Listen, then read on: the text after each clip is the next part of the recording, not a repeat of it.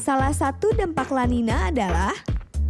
Dan jawabannya adalah banjir besar.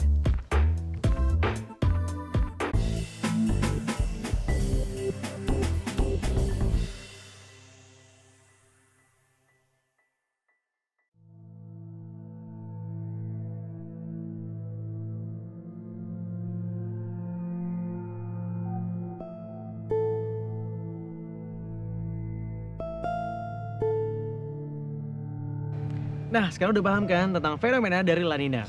Jelas udah paham banget dong Kak, dan ternyata fenomena ini tuh terjadi di kawasan timur Lautan Pasifik. Bahkan dampaknya itu sampai ke Indonesia Kak. Benar banget, Sat. Jadi dampak dari fenomena La Nina ini sebenarnya bisa dirasakan secara global. Jadi mereka yang berada di belahan bumi lain bisa merasakan hal yang sebaliknya dari yang kita rasakan. Misalnya itu dampak seperti apa Kak? Nah, mau tahu? Kita simak aja penjelasan yang satu ini.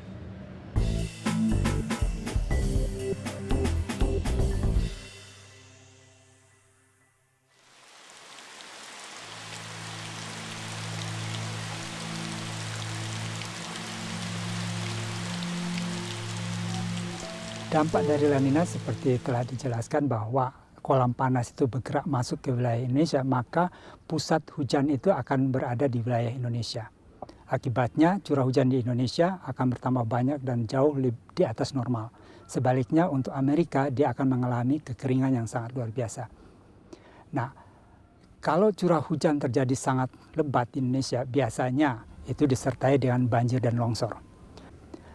Dampak lanjutan dari itu atau kolateral dari itu adalah terhadap kesehatan. Kalau terjadi banjir dan hujan yang berkelebihan, maka muncullah penyakit-penyakit yang berkaitan dengan itu, seperti diare, gatal, disentri, dan sebagainya. Pada tahun 2009, curah hujan di Indonesia terus berada di atas rata-rata selama bulan Januari hingga Maret. Berdasarkan observasi, pola curah hujan seperti ini adalah salah satu dampak dari La Nina. Penyimpangan ini berdampak pada banyak hal. Antara lain membawa dampak bagi produktivitas petani garam di daerah Pamekasan.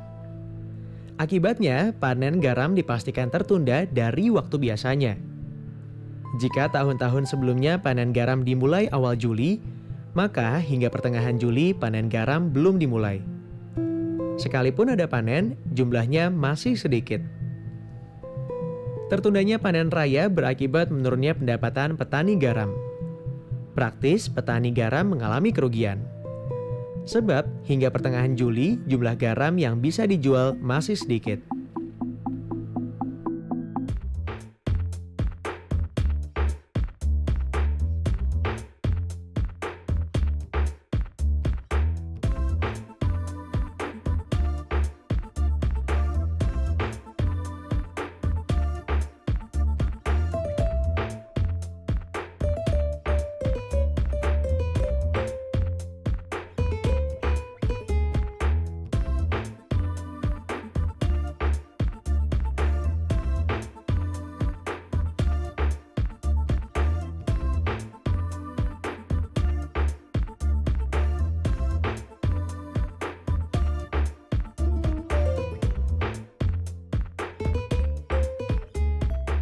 Manakah di antara kondisi ini yang merupakan dampak dari fenomena La Nina?